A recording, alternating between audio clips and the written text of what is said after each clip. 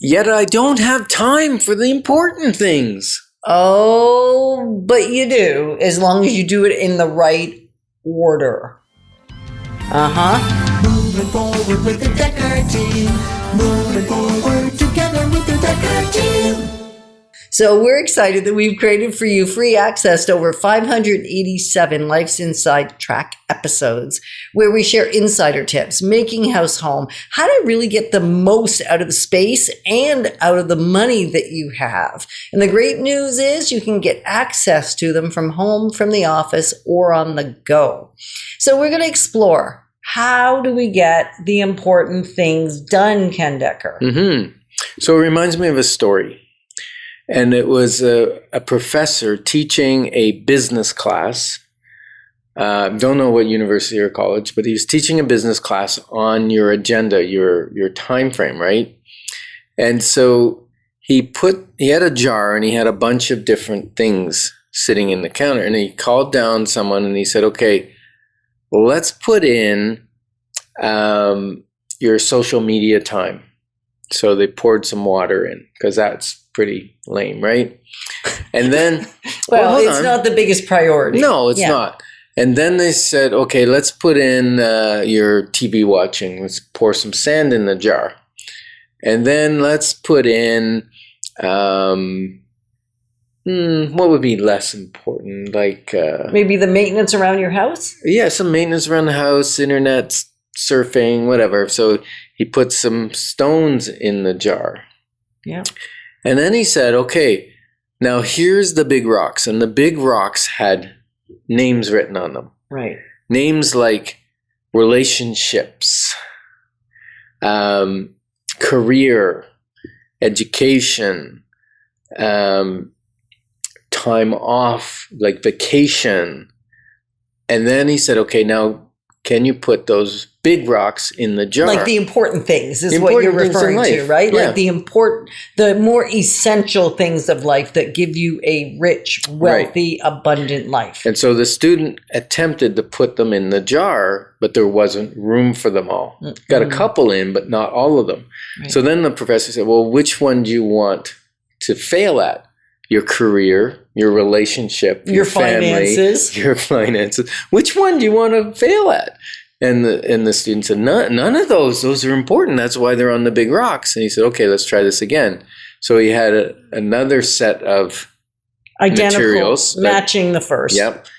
And he took the same jar and he had the student put the big rocks in first, then the pebbles and the stones, the gravel, then the sand.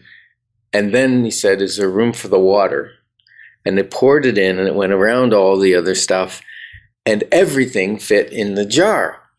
So he said, students, what's the moral of this story? And one of the students raised his hand and said, no matter how full your agenda is, you can always put more in. And he said, no, it's not really the moral of the story, although that's kind of fun because we each have 24 hours, 1,440 minutes a day, and there's only so much we could do with that. But if we do the non-essential, the things that really are not overly important first, it squeezes out my time and I don't have time for the important. Right. Versus if I put in the important things first, really choose what those 1 to 3 things are in any given day. Yeah, but it's not just one day. That's the beauty, because we do this process, and you may want to do it as well. We do it annually, monthly, weekly, and daily. And I do it quarterly. I kind of out of the year, you look at your quarterly, and then break that down to monthly. Right.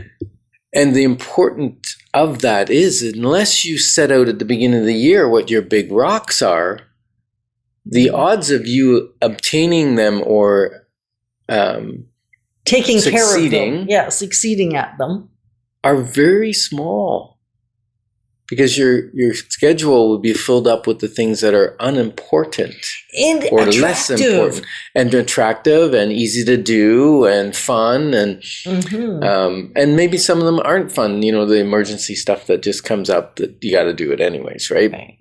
So when we look at our annual calendar, what's the first thing we put in our annual calendar? Time off. Time off. Well, and that's because we're like workaholics. We'd work straight through if we didn't do it. If we didn't put in our vacation time. When, my first 3 vacations, which is now like 30 years ago, but my first 3 vacations that we took were all as a result of having car accidents. Yeah, and not just little ones. Like you were fine, but you wrote off the cars. I know. Each time. I know. Yeah. I know. I remember. So you would work until you're exhausted. And I couldn't function properly. And you would cause an accident because you were at fault in all those cars. No, not every time was there somebody else involved. Sometimes you just went all by your lonely into the ditch and rolled it. Okay, that's not nice. Anyway, it's been a long time since I've done that. And it was truly as a result of being exhausted and not realizing. And then we had a business coach that actually said to us, recovery goes in first. And the rule of thumb is take your recovery, take your vacation time, take your rejuvenation time before you need it. Isn't that cool? For it. Take your recovery time before you need it, because then you stay in your most I'm thinking premium's not Premium's a good word. Optimal. Your optimal energy level and optimal ability to create and support those around you. You know, another coach said, serve from your saucer. And we thought, well, what the heck, when you carry your cup of tea and it spills into the saucer, that's what no, it's when your cup is full, when you are full and it overflows, that's who you serve people from. You care for yourself first. So first big rock is our vacations. What's the second big rock we put in? Well, we actually also put in required business trips. They kind of go in along with the vacation, right? Like right now with you being president of the real estate board, there's things that are predetermined because it's groups that are involved or places you have to go. So we put in those kind of probably even before our vacation because they're not movable. Yeah, so that's true, because we move our vacation around those things. Right. And those things are what I would call educational events. Right. Are you going to go on a seminar? What's your growth plan for you as a person?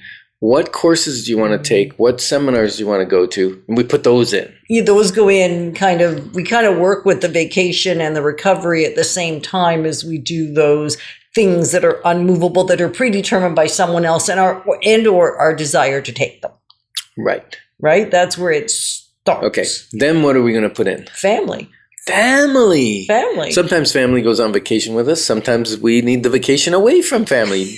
And they might be listening to the show, but that's life, right? It's looking at what's important in their life, like their anniversaries and how do we babysit kids or have grandkid weekends or that kind of thing. We look at the big picture from a family perspective, usually. And when we messed up last year, boy, did it cause some grief, right? Yep, we had to cancel something because we accidentally booked it on top of an anniversary. And we'd already paid for it. So we just donated the money to the cause of the people that were hosting the spiritual retreat that we thought we should go to, but we didn't first check with family. Yeah. So then we look at monthly, what's the big rocks we're going to put in? And then on a daily basis, and in our next segment, we're going to really hone down on what's that daily process look like. So the moral of the story is the big rocks go in first. So there's room for the little stuff to go in later. And thanks for growing alongside of us, because we're passionate about us all being positioned for generational legacy. Moving forward with the Dekker Team. Moving forward.